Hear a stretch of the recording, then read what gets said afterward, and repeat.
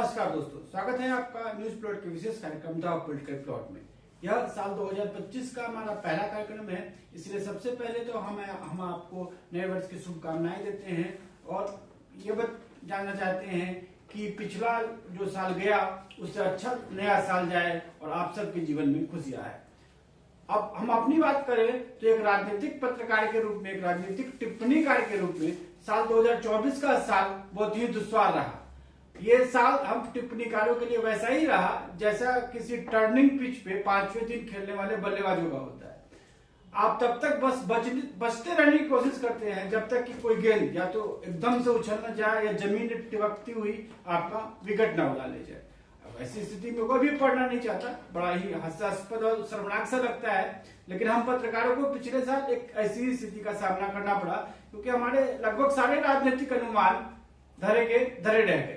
इसकी शुरुआत वैसे तो साल 2023 में ही हो गई थी, जब नवंबर 2023 में 4 या 5 राज्यों के विधानसभा चुनाव हुए। उस समय हम सबको यही लग रहा था कि छत्तीसगढ़ में कांग्रेस पार्टी बड़ी आसानी से जीत रही है और राजस्थान और मध्य प्रदेश में भाजपा और कांग्रेस के बीच तगड़ी लड़ाई है।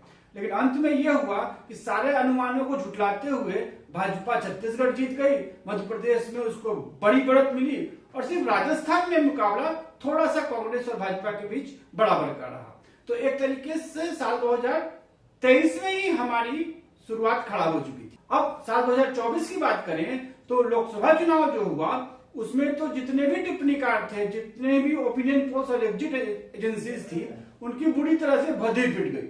न्यूज प्लॉट में हमारा ये मानना था कि एनडीए की सीटों की संख्या 300 के आसपास ही रहेगी, इसलिए वहां पे हमें उतनी शर्मनाक स्थिति का सामना नहीं करना पड़ा। लेकिन इन 300 सीटों के लिए हमने जो कारण बताए थे, अंतिम परिणाम में वैसा दिखा नहीं।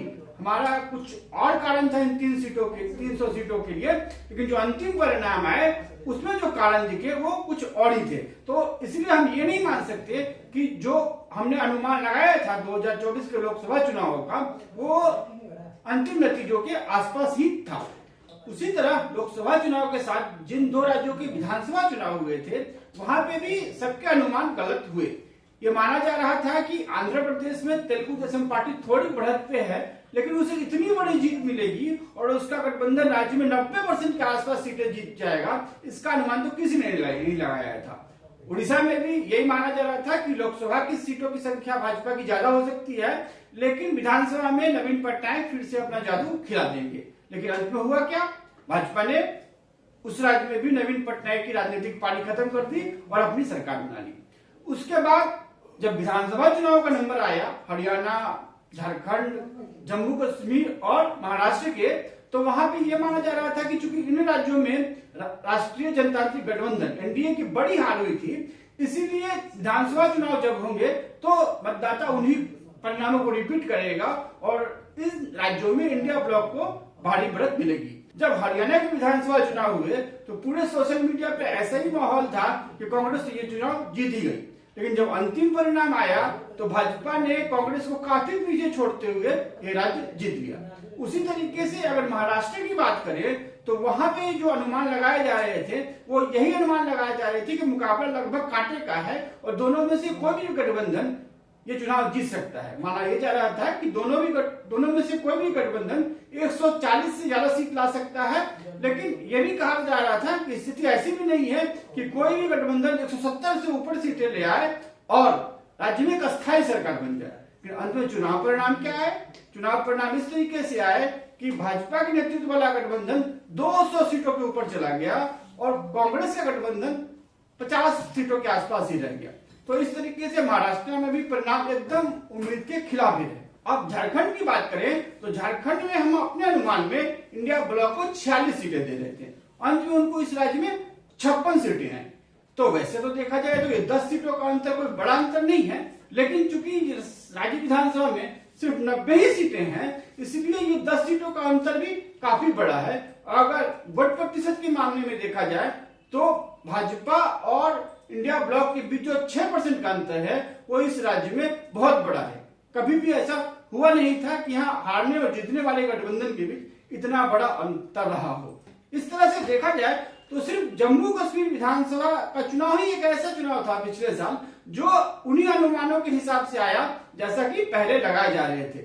वहां का राजनीतिक समीकरण अलग है, वहां पूरे देश के राजनीतिक समीकरण काम करते नहीं है, इसीलिए वहां पे एक उम्मीद के हिसाब से परिणाम आए। बाकी सभी जगहों पे न्यूज प्लॉट से तमाम राजनीतिक टिप्पणीकार धड़े के धड़े रह गए। अब हम उम्मीद करेंगे कि साल 2025 वैसा न हो और चीजें थोड़ी स्थिर हो। वैसे तो इस साल राजनीतिक गतिविधियां बड़ी नहीं होने वाली हैं, सिर्फ 2 ही विधानसभा चुनाव होने वाले हैं, दिल्ली में और फिर साल के अंत में बिहार में।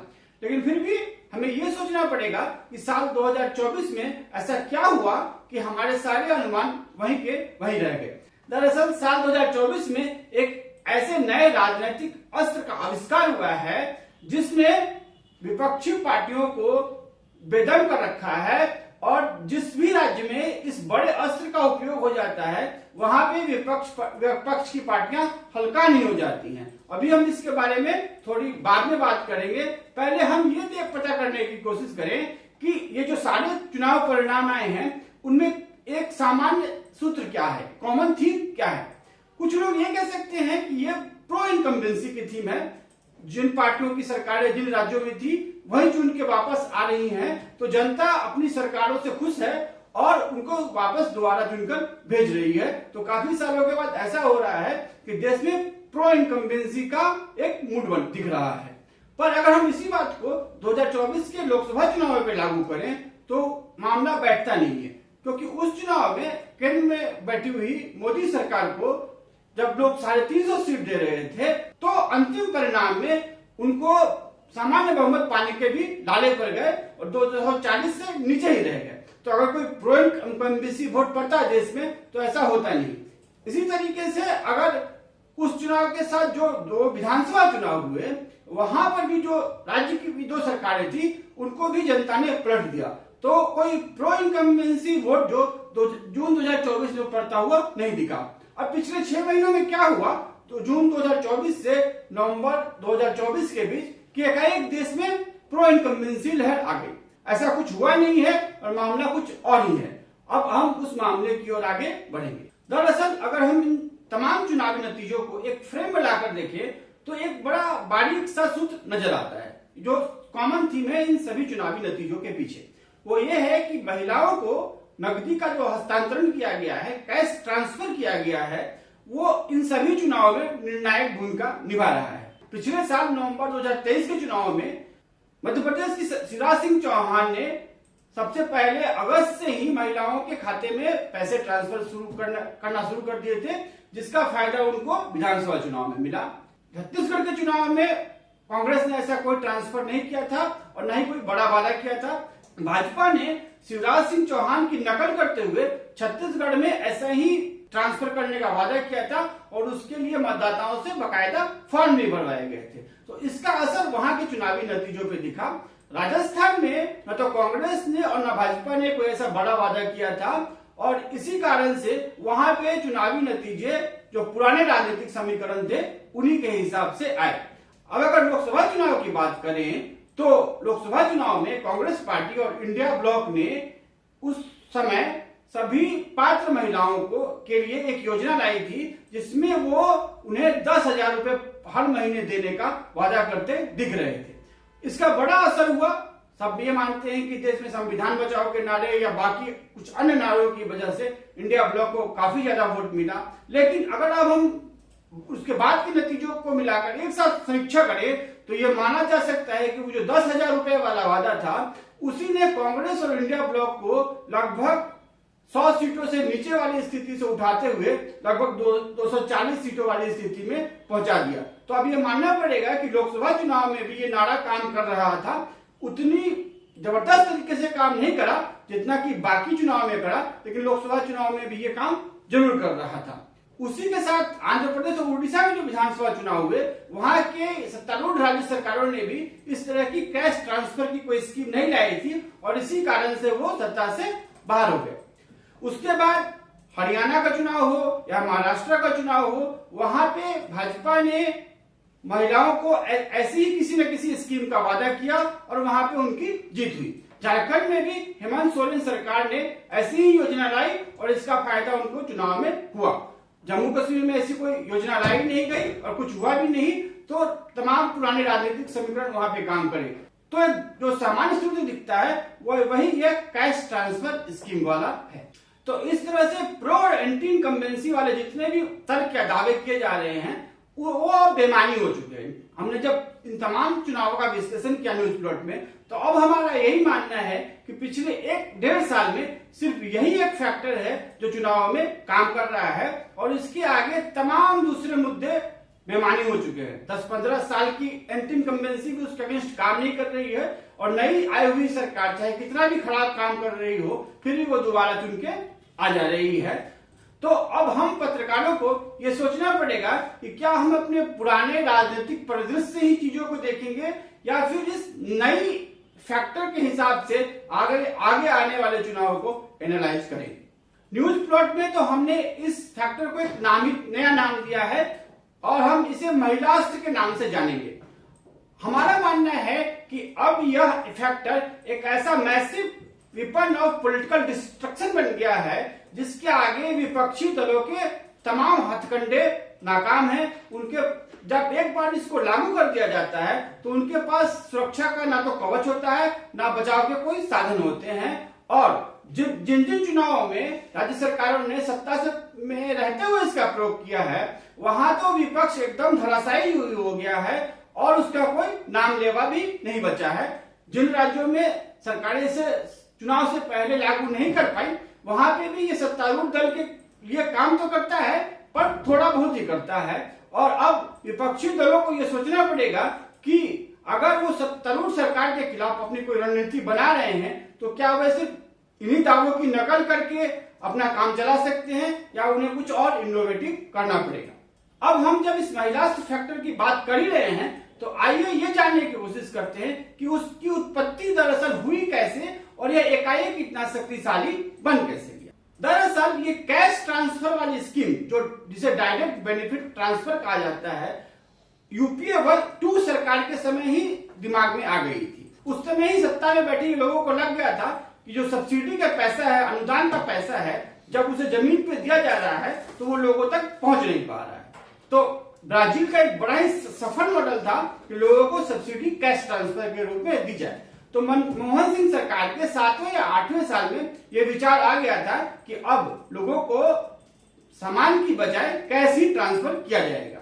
लेकिन उस समय के हालात ऐसे थे कि देश में कोई एक ऐसी ट्रांसफर की व्यवस्था नहीं थी, लगभग आधी आबादी के पास तो खाते ही नहीं थे। तो इसी कारण से तुरंत कैश ट्रांसफर को लागू कर पाना संभव नहीं था, और ऐसा माना जा रहा था कि 2014 के चुनाव में अगर यूपीए सरकार दोबारा चुनकर वापस आती है तो इस स्कीम को लागू किया जाएगा। अब नरेंद्र मोदी सरकार और एनडीए को पहले से इस आइडिया के इतने विनाशक प्रभाव का पता था, इसीलिए जैसे ही मोदी सरकार सत्ता में आई पहले 6 महीनों में प्रधानमंत्री मोदी ने स्वयं आगे बढ़ के इस योजना की अगुवाई की और उन्होंने एक जैम मॉडल डेवलप किया। अब ये जैम मॉडल क्या है? जैम मॉडल था जनधन खाते, आधार और मोबाइल वेरिफिकेशन। इसी आधार पे उन्होंने देश की लगभग 80% आबादी को बैंकिंग व्यवस्था के अंदर ला दिया। अब सरकार की तमाम अनुदान वाली जो योजनाएं थी उनका पैसा सीधे सीधे लाभार्थियों के खाते में ट्रांसफर होने लगा। तो यूपीए 1 सरकार के तहत जो 55% पैसा पहुंचता था लोगों तक, वो एनडीए के पहले टर्म के दौरान लगभग 75% पैसा लोगों के खाते में पहुंचने लगा। इसी कारण से 2019 के लोकसभा चुनाव में जो नरेंद्र मोदी की पहली परीक्षा थी वो बड़े अच्छे नंबरों से पास हुए, क्योंकि लाभार्थियों का एक ऐसा बड़ा वर्ग तैयार हो गया था जिसको बिना किसी बड़ी धांधली का सामना किए हुए योजनाओं का पैसा मिलने लगा था। इसी बीच साल 2017 में प्रधानमंत्री किसान सम्मान निधि के नाम से एक योजना आई जो पूरी तरीके से इसी डीबीटी मॉडल पर आधारित थी, और इस मॉडल के हिसाब से 90% पैसा लाभार्थियों को पहुंचने लगा। तो अब सरकारों को लग गया कि अब एक ऐसा मॉडल डेवलप हो चुका है जहां वो कैश ट्रांसफर को बिना किसी गड़बड़ी के बड़े ही थोड़े समय में इंप्लीमेंट करा सकते हैं। पर यह तो एक ओवरऑल चेंज था, समग्र परिवर्तन था अनुदानित योजनाओं के लिए। महिलास्त्र का विकास इससे भी थोड़े पीछे से शुरू होता है। सबसे पहले नीतीश कुमार ने ये पहचाना कि महिलाओं को एक वोट बैंक के रूप में डेवलप किया जा सकता है, और अगर महिलाओं को अपने हिसाब से टारगेट किया जाए तो जाति और धर्म के तमाम समीकरण टूट सकते हैं। 2010 के चुनाव में उन्होंने साबित कर दिया कि सिर्फ और सिर्फ महिलाओं वाली योजना से ही सरकार एक बड़ा बहुमत ला सकती है। अब उसके बाद आए अरविंद केजरीवाल। अरविंद केजरीवाल और आम आदमी पार्टी के युग से पहले ये जो लाभ वाली योजनाएं थी वो सिर्फ समाज के उसी वर्ग तक सीमित रहती थी जो वंचित समाज माना जाता था। अरविंद केजरीवाल और आपकी सत्ता में आते ही इन सामाजिक योजनाओं का दायरा और बढ़ा दिया गया, और अब धर्म, जाति, यहाँ तक कि फाइनेंशियल स्टेटस का भी सामाजिक कल्याण योजनाओं से कोई लेना देना नहीं रह गया। वैसे तो उनकी अगर हम फ्री बिजली सब्सिडी की बात करें या वाटर सब्सिडी की बात करें तो वो फिर भी एक उन सुविधाओं के एक समुचित उपयोग तक ही सीमित है। अगर आप 200 यूनिट तक की फ्री बिजली यूज करते हैं तभी आपको बिजली की सब्सिडी मिलेगी, और 700 लीटर प्रतिदिन पानी का उपयोग करते हैं तभी आपको वाटर सब्सिडी मिलेगी। लेकिन महिलाओं के लिए डीटीसी बस में मुफ्त यात्रा की जो योजना उन्होंने शुरू की वो सिर्फ और सिर्फ महिलाओं को एक वर्ग के रूप में देखते हुए था, और उसमें तो कोई फाइनेंशियल स्टेटस या उचित उपयोग की कोई सीमा ही नहीं है। आज के दिन में सोनिया गांधी या नीता अंबानी चाहें तो वो भी डीटीसी बस में फ्री सफर कर सकती हैं। अब वो करेंगे या नहीं करेंगे वो अलग बात है, लेकिन आपकी इस योजना में ऐसा कोई वर्गीकरण नहीं है, और महिलाओं को लाभार्थियों के एक सिर्फ वर्ग के रूप में ही देखा गया। अब महिलाओं को सीधे सीधे पैसे ट्रांसफर करने का जो आइडिया था उसको भी सबसे पहले केजरीवाल ने ही इजाद किया था, और उन्होंने पंजाब की 2022 के चुनाव में ये वादा किया था कि अगर वहां आम आदमी पार्टी की सरकार सत्ता में आती है तो वे सभी पात्र महिलाओं को हर महीने 1000 रुपए देंगे।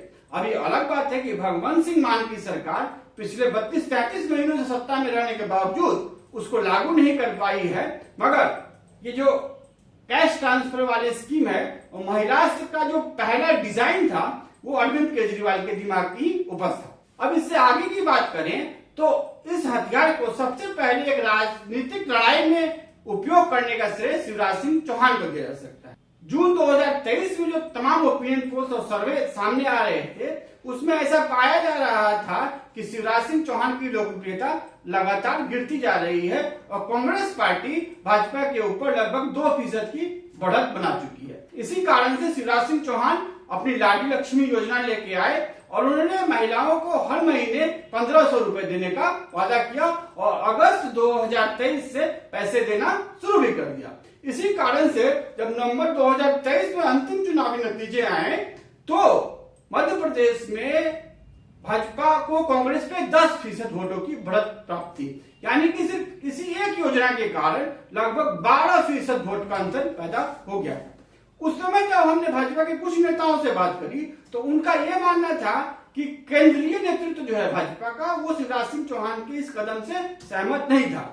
उनका यह मानना था कि अगर नरेंद्र मोदी का नाम आगे रखकर चुनाव लड़ा जाए तो इस 2% के अंतर को बड़ी आसानी से पाटा जा सकता है, और हम एक बार फिर से मध्य प्रदेश की सत्ता में वापस आ सकते हैं। लेकिन शिवराज सिंह चौहान ने केंद्रीय नेतृत्व की एक नहीं मानी और इस योजना को चलाया, और इसी कारण से उनकी सरकार को बड़ा बहुमत मिला। लेकिन चूंकि उस समय केंद्रीय नेतृत्व इससे सहमत नहीं था, इसीलिए शिवराज सिंह चौहान को कुर्सी से हटाया गया, और केंद्रीय नेतृत्व की बात न मानना उन सीएम पद को होने का एक कारण भी बना। लेकिन जब लोकसभा चुनाव के नतीजे आए तो मोदी सरकार को लग गया कि भैया अब तो काम चलने वाला नहीं है। अगर कांग्रेस पार्टी इस तरह के वादे कर रही है, बाकी दूसरी पार्टियां इस तरह के वादे कर रहे हैं, तो शिवराज ने जो मध्य प्रदेश में किया वही सही है। जब हरियाणा को चुनाव हो रहे थे तो शुरू में हरियाणा की बीजेपी इकाई इसको लेकर उतनी उत्सुक नहीं थी, लेकिन बाद में जब केंद्रीय नेतृत्व का दबाव पड़ा तो वहां पे इस तरह की योजना लाई गई और इसका अंतिम चुनाव परिणामों पे असर देखा गया। उसी तरीके से अगर हम हेमंत सोरेन की बात करें तो वहां पे भी आदिवासी सीटों पे उनकी बड़ी बढ़त थी और वो चुनाव जीत ही जाती। ये योजना नहीं मिलाते तब भी चुनाव जीत ही जाते, लेकिन जैसे ही उनको जयराम महतो का नया खतरा दिखा उन्होंने इस योजना को लागू किया और इसके परिणाम देखने को मिले। उससे पहले एकनाथ शिंदे सरकार तो जून 2024 के तुरंत बाद एक्शन में आ गई थी, और जब एनडीए वहां लोकसभा की सिर्फ 9 ही सीट जीत पाई थी तो उन्होंने तुरंत कहा था कि अब शिवराज सिंह चौहान की योजना को महाराष्ट्र में लागू किए बिना कोई और उपाय है नहीं।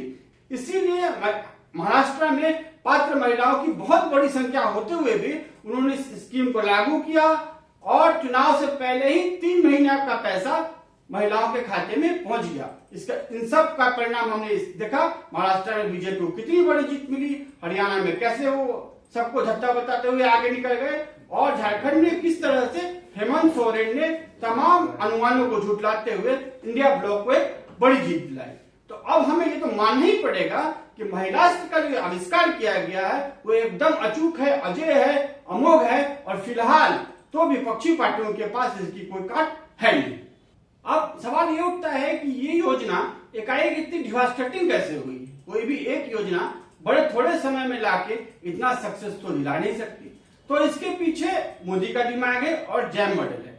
तमाम राज्य सरकारें इसको 100 और वाली रणनीति के रूप में यूज कर रही है। वो चुनाव के 6 महीने पहले, 3 महीने पहले, 2 महीने पहले ऐसी योजना लेके आते हैं और जैम मॉडल का उपयोग करते हुए तुरंत वो पैसा लाभार्थी के खाते में पहुंच जाता है, जिसके कारण उनको लगने लगता है कि सरकार काम करने लगी है। अब अगर इसी को 2014 से पहले अपनाया गया होता तो उस समय तमाम महिलाओं के बैंक खाते ही नहीं होते थे, तो महिलाओं के बीच इस पैसे को पहुंचाने में करीब 1.5 साल का समय लग जाता, और तब तक तो राज्य की वित्तीय स्थिति ही खस्ता हो चुकी होती, और इसके साथ ही इस योजना का लाभ महिलाओं को पहुंचाने के नाम पे 1000, 2000, 5000 की ठगी भी हो गई होती, और उससे राज्य सरकार को जो लाभ मिलता वो काफी कम मिलता। तो अब जो काम पहले 1.5 साल में होता था अब वो 2 या 3 महीने में ही होने लगा है, और इसके लिए राज्य को बहुत ज्यादा वित्तीय संसाधन, चुनाव से पहले बहुत ज्यादा वित्तीय संसाधन जुटाने की जरूरत भी नहीं पड़ती। बहुत सारी राज्य सरकारों ने तो अपने बजट में किसी तरह का प्रावधान किए बिना ही इसको लागू कर दिया है, और अब ये देखना है कि आगे आने वाले बजट में 2025 के बजट में वो इसके लिए पैसा कहां से जुटाते हैं। अब जहां तक इन योजनाओं को लंबे समय तक चलाना और इनके वांछित परिणाम देने की बात है तो एक बहुत ही गहरे सामाजिक आर्थिक विश्लेषण की मांग करता है, और वो काम हम अभी भी कर रहे हैं। इन तमाम योजनाओं की समीक्षा कर रहे हैं और ये जानना चाह रहे हैं कि इन राज्यों की आर्थिक स्थिति पर क्या प्रभाव पड़ रहा है। तो उसका विश्लेषण हम आप थोड़े समय बाद लाएंगे, लेकिन फिलहाल हम आपको ये बताना चाहेंगे कि अगर आप किसी अन्य राजनीतिक समीकरणों को देखते हुए किसी चुनाव परिणाम की उम्मीद कर रहे हैं तो उसको भूल जाइए, और फिलहाल महिलास्त्र ही एकमात्र फैक्टर है जिसको आपको ध्यान में रखना पड़ेगा। इसके भी अलग अलग राज्यों में थोड़े अलग अलग परिणाम हुए हैं, और उसके बारे में हम किसी और वीडियो में बात करेंगे। अलग अलग राज्यों में इस योजना का असर अलग अलग तरीके से दिखा है, और सभी राज्यों के इन चुनाव परिणामों में भी थोड़ी थोड़ी भिन्नता है, और उसी को आधार में रखते हुए हम अपना आगे का राजनीतिक विश्लेषण करेंगे। और सबसे पहले दिल्ली विधानसभा चुनाव में इसी तरह की राजनीतिक योजना लागू किए जाने के का जो असर पड़ेगा वहां के विधानसभा चुनाव में, उस पर बात करेंगे, और वही हमारे अगले वीडियो का मुख्य विषय होगा। तब तक के लिए आज्ञा दीजिए। नमस्कार।